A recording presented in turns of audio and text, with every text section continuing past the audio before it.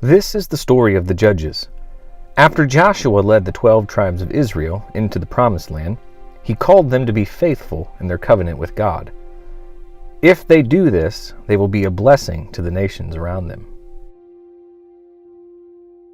Judges begins with the death of Joshua and tells the story of Israel's total failure.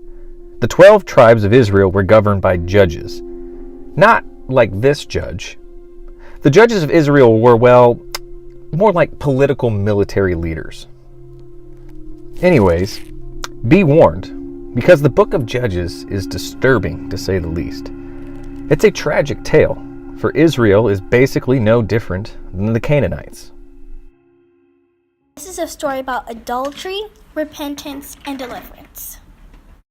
So, the 12 tribes of Israel are hanging out in the Promised Land, and they fail to drive out the Canaanites. Canaanites. Boo! Now, the whole reason of driving out the Canaanites was to avoid corruption and the worship of idols. God calls Israel to be a holy people, and that doesn't happen. Nope. Israel was caught up in a cycle of sin. It looks something like this. Israel was a constant cycle of sin, oppression, repentance, deliverance, and peace. God sent them judges to figure this whole mess out. Well, sort of. The first 3 judges we're going to talk about are pretty good. Their names are Othniel, Ehud, and Debbie. Wait a minute. Who?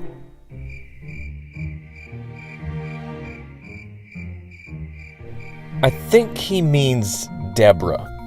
Their stories are epic adventures for sure. They defeat the Canaanites and they lead people of Israel into times of peace. Then there is Gideon. He's an okay judge. He is kind of a coward at first, but he begins to trust that God can save Israel through him. He defeats an army of Midianites with only 300 men, torches, and clay pots. Not bad. But Gideon is too proud of himself and builds an idol and demands that all of Israel worship it, and the sin cycle begins all over again. The next judge is Japheth.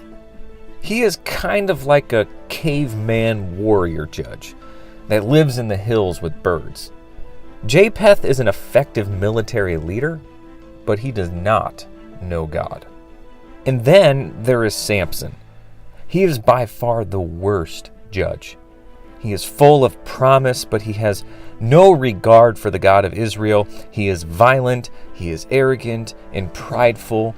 He did win many battles against the Philistines, but only for himself, not for God, not for Israel. His life ends tragically. And Israel is just a little bit cray-cray. Throughout the book of Judges, God's Spirit will empower the judges to accomplish great things. But just because he uses the judges doesn't mean that he endorses their bad decisions. God is committed to saving his people and fulfilling his covenant promise he made to Abraham. But right now, all he has to work with are these weirdos right here. Things are bad for Israel. You cannot even tell them apart from the Canaanites. Basically, In those days there was no king in Israel. Everyone did what was right in his own eyes. Judges 21:25. the only glimmer of hope found in this story is this sentence: Israel has no king. Following the judges comes a season of kings, for which sets the stage for Jesus, the King of Kings. And this is the story of the Judges.